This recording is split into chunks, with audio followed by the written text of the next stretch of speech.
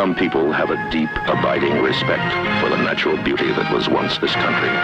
Americans are taught that the people who once lived in what we now call America were stewards of the environment. They had an ancient respect and connection to the land and water. Disney movies made that their message. I know every rock and tree and creature has a life, has a spirit, has a name. No, I don't think Native American hunters gave names to every rabbit in the woods around them. No, that's not a real thing that happened. Political science professor Wilfred Riley's new book is Lies My Liberal Teacher Told Me. We've gone into almost this cult-like romanticization of the natives, who were great warriors and poets, but who hunted buffalo by driving herds of them off of 100-foot tall cliffs. Yet government guides for teachers say Native Americans lived in harmony with nature. There was love of every form of life. They didn't kill anything they couldn't use. That's just objectively untrue. That would mean no young male warrior, no brave ever killed for sport. We just know that's false. I heard that. I believed it.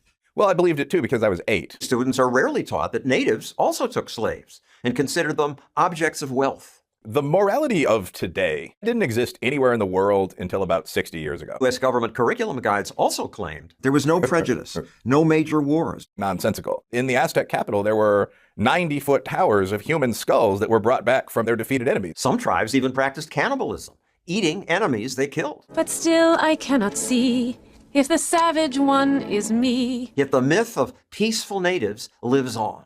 You don't know.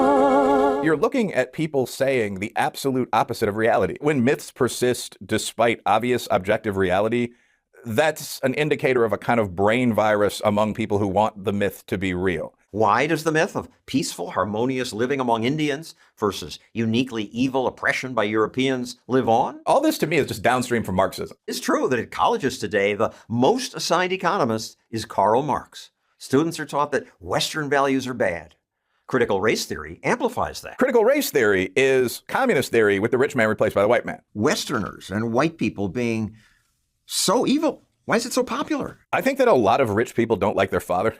There is a lot of dislike for our society among people who are pretty near the leadership class. I think the people who teach these myths mean well. They want minorities to feel included.